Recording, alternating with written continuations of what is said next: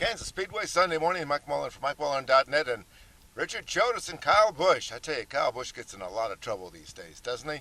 The Kevin Harvick thing at Darlington, and I can't remember all the other things he's got into this season so far, but Saturday here at Kansas Speedway, he aggravated Richard Childress, the famous car owner, won all those championships with Dale Earnhardt.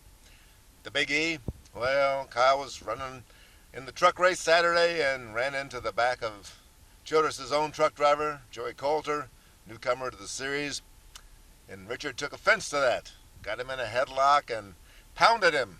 To hear the stories, we're going to check out all that stuff this morning, see what NASCAR is going to do. Remember, Robbie Gordon out there at Las Vegas took things into his own hands and ended up on indefinite probation, or whatever NASCAR has for penalties for Robbie Gordon these days. Wonder if they give the same penalty to Richard Childress. The veteran car owner, been around for a long time, since 1969 in this sport. Doesn't usually get into a lot of trouble like this.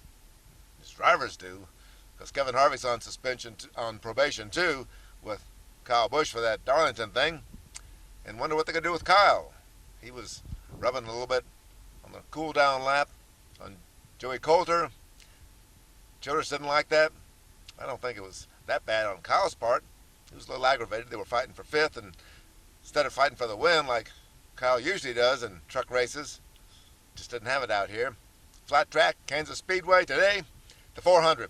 Richard Petty's going to be given the command to start your engines. STP, the STP 400. Remember STP? Those legendary days with old 43. Well, I wonder if old 43 can win a race today. Might be interesting. My money, I'd be looking for Clint Boyer and Carl Edwards.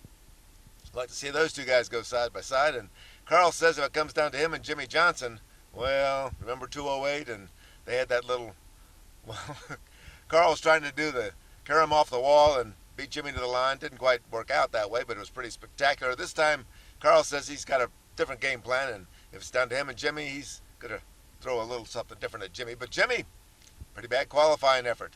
Kurt Busch won the pole Saturday, and Juan Pablo Montoya on the outside. Jamie McMurray, Juan Pablo's teammate, did pretty well. He's from nearby Joplin, Missouri, hit hard by those tornadoes. And number 3 on the starting grid, Kyle Busch. But me, I'm looking for those Fords. Jack Roush is hot. Jack Roush with Greg Biffle, Carl Edwards, David Reagan, and Matt Kenseth. They got something. Tony Stewart says what Jack has for an advantage is under the hood. He says that new Ford FR9 is head and shoulders above the competition. Tony says he feels like he's taking a knife to a gunfight these days, and of course Tony is backed by Rick Hendrick's engine operation, which is no slouch in its own right. And if Tony thinks he's got a horsepower disadvantage and says he wants to see those NASCAR chassis dyno numbers to see just what he's up against, well, that shows you that the Roush bunch has really been doing their homework.